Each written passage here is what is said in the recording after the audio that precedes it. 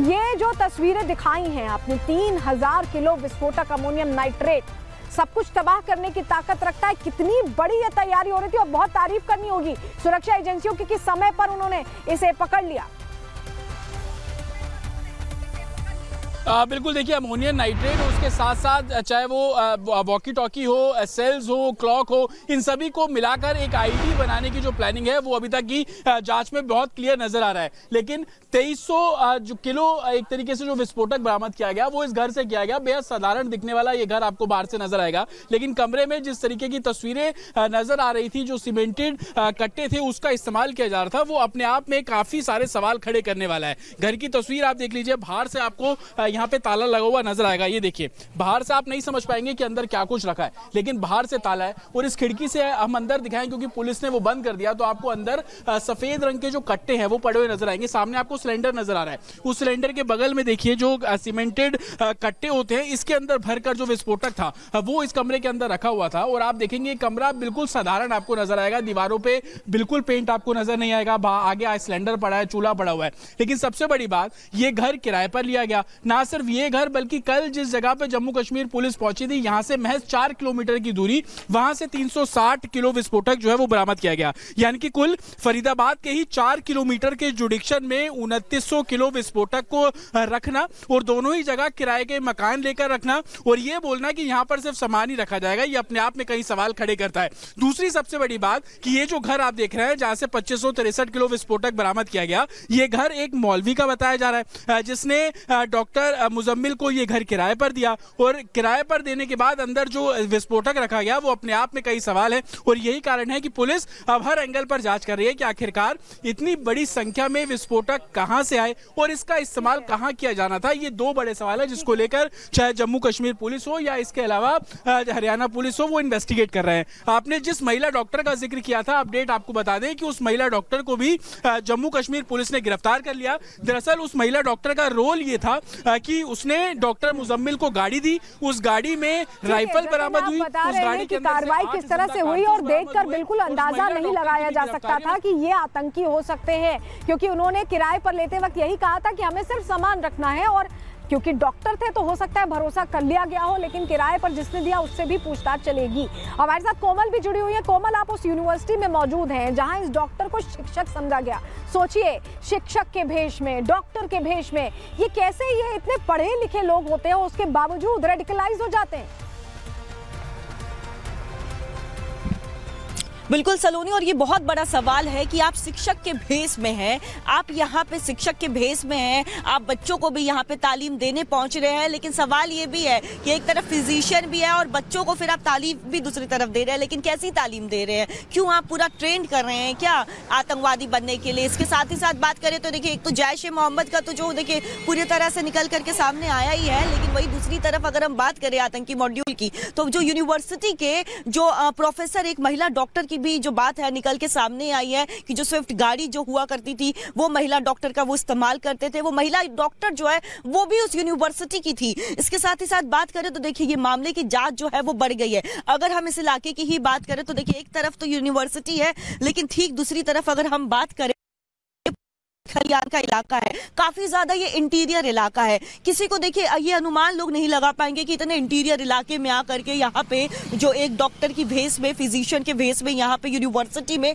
पढ़ने आता है, लेकिन पढ़ाई मकसद नहीं होती है। डॉक्टर्स जो के तौर पर आता है वो भी मकसद नहीं होता है, बल्कि मकसद क्या होता है कि किस तरह से आतंकी मॉड्यूल और आतंकी साजिश को जो है इससे पहले कि कामयाब होता, सुरक्षा बलों ने बहुत समझदारी के साथ एक तरह से कड़ियां जोड़ी और बड़े खुलासे भी किए हैं। आप हमारे साथ बने रहिएगा कोमल, हम आपके पास वापस लौटेंगे। लेकिन एरावत जो अनंतनाग से मिलती है कि 47 ओरिजिनेशन आदिल का बताया जा रहा है, अनंतनाग से जम्मू कश्मीर पुलिस को ही टिप मिली थी, जिसके बाद यहां पर भी कार्रवाई हुई है। तो तैयारी तो लग रहा है कोई बहुत बड़ी थी और सरहद पार से ही थी।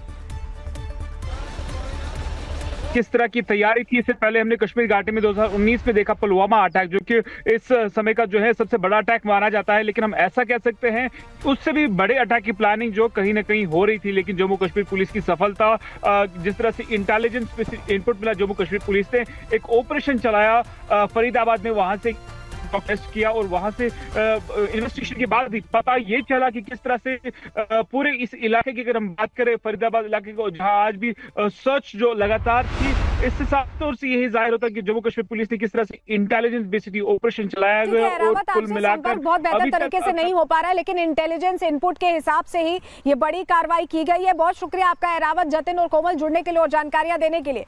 लेकिन जो बात यहां सामने आई है, व्हाइट कॉलर टेररिज्म जिसका जिक्र हम कर रहे हैं, सफेद पोश बनकर हमारे बीच रहना। जरा दो तस्वीरें मैं आपको दिखा रही हूँ।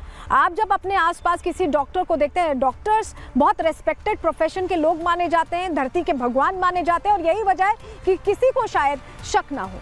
और यही जो पूरा तरीका है, मोडस ऑपरेंडी यही लगा इस पूरे मामले में। क्योंकि देखिए जितने लोग पकड़े गए हैं, ये डॉक्टर्स थे, इन पर लोगों का भरोसा था, लोग इलाज कराने जाते थे, शिक्षक भी था मुजम्मिल। तो आप सोचिए कि ये सफेद पोश बनकर अपनी पहचान छुपाने के लिए, अपनी असली आइडेंटिटी, एक आतंकी की पहचान छुपाने के लिए, ऐसा लग रहा है कि ये ट्रेंड थे और उसी हिसाब से ये काम कर रहे थे। जैश ए मोहम्मद से लिंक आ रहा है, लेकिन अभी जो फाइनल इनपुट्स हैं उसके लिए हमें थोड़ा इंतजार करना होगा कि क्या खुलासे होते हैं। लेकिन ये जो दो तस्वीरें ये बताती हैं कि हमारे आसपास इस तरह के ट्रेंड लोग छुपे हुए थे, लेकिन सुरक्षा बलों ने बहुत तेजी से इन्हें ट्रैक डाउन किया। दोनों तस्वीरें मैं आपको दिखा रही हूँ।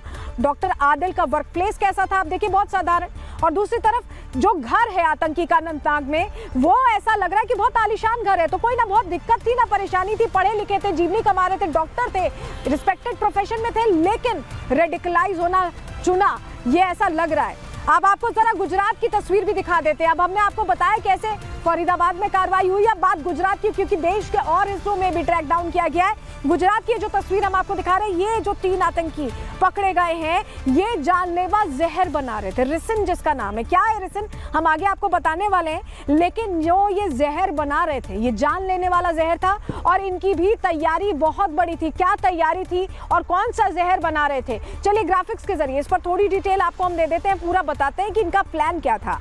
गुजरात एटीएस ने देखिए 3 आतंकियों को पकड़ लिया है। तेलंगाना का डॉक्टर, ध्यान दीजिएगा ये भी डॉक्टर है, तेलंगाना का डॉक्टर अहमद मोयुद्दीन सैयद, शामली का टेलर आजाद सुलेमान शेख पकड़ा गया है, लखीमपुरी का मोहम्मद सलीम खान पकड़ा गया। ये 3 आतंकी गुजरात से पकड़े गए हैं। और सैयद जो शख्स था, डॉक्टर सैयद, जिसके पास डॉक्टर की MBBS की डिग्री थी, चीन से इसने ये डिग्री ली थी, ये अपनी डिग्री का इस्तेमाल किस चीज में कर रहा था आपको बताने जा रही हूँ अब, क्योंकि सैयद ही खतरनाक जहर रिसिन जिसका नाम है वो बना रहा था। और रिसिन का इस्तेमाल किस लिए होता है ये आपको बताएंगे। हथियारों के अलावा 10 लीटर के यहाँ पर जब छापेमारी की गई, जब इसे पकड़ा गया तो कैस्टर ऑयल मिला है 10 लीटर।